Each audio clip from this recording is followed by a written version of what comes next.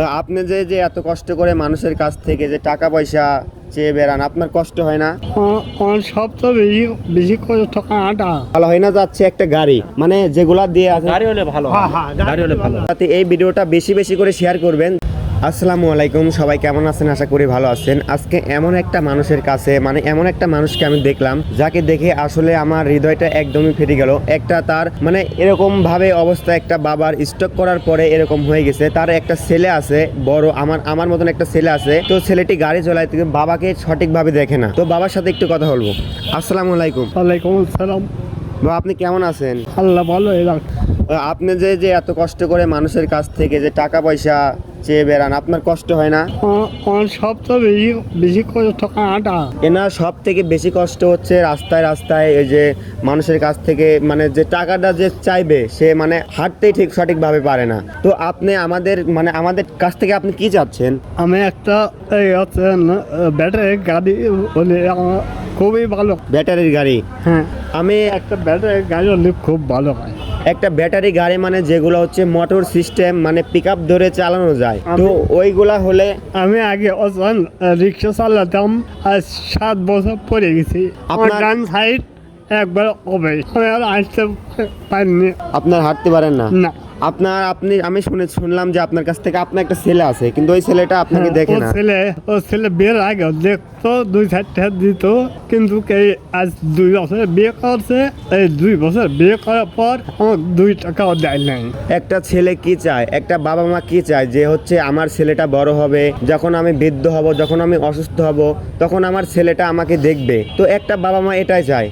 এখনকার ছেলেমেয়েরা ভাই বাবা মার প্রতি এতটা, দেখুন এনার ছেলে একটা আছে আমার মতন, সে গাড়ি চালায়, কিন্তু এই মানুষটাকে দেখে না। তো এনার যে কাস্ট মানে মানুষের কাছে হাত পেতে পেতে টাকা চাচ্ছে।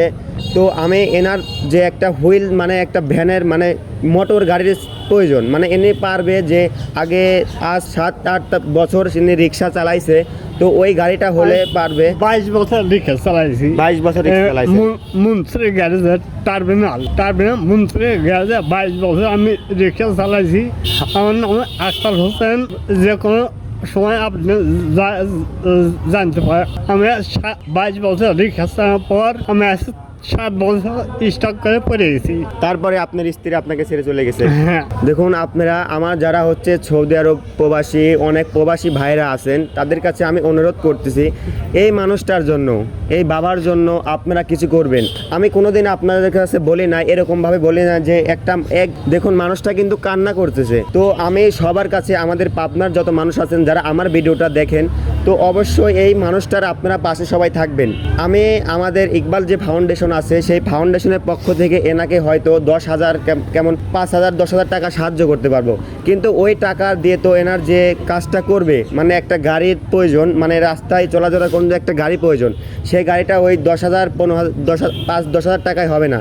যদি আমার প্রবাসী ভাইরা যত যেখান থেকেই আপনারা সাহায্য করবেন, ইনশাল্লাহ আপনার ওই সঠিক টাকা, আপনি যে টাকাটা দিবেন ওই টাকাটা এনার কাছে আমি সেই সঠিকভাবে কাজে লাগাবো। তো এখন আমি আমাদের এই এলাকার, আসসালামু আলাইকুম কাকা, কেমন আছেন? জি, এই মানুষটাকে কি আপনি চেনেন? চিনি, 3 মণ বাড়ি। 3 মণ বাড়ি। এনার আসলে কি অবস্থা?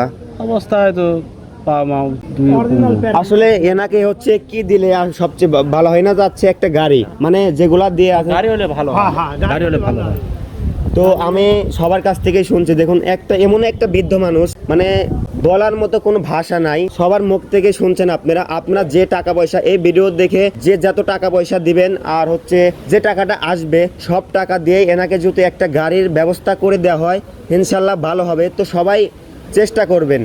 আমার পেজে এখনও একটা টাকা পর্যন্ত ইনকাম নাই। আমি একটা স্টুডেন্ট মানুষ, ভিডিও করি, তো মানুষের মানে কষ্টটা তুলে ধরি। তো সবাই চেষ্টা করবেন যাতে এই ভিডিওটা বেশি বেশি করে শেয়ার করবেন, যাতে এই মানুষটার জন্য আমরা সবাই কিছু করতে পারি। তো ভিডিওটা এই পর্যন্ত শেষ করছি। সবাইকে সালাম, আসসালামু আলাইকুম।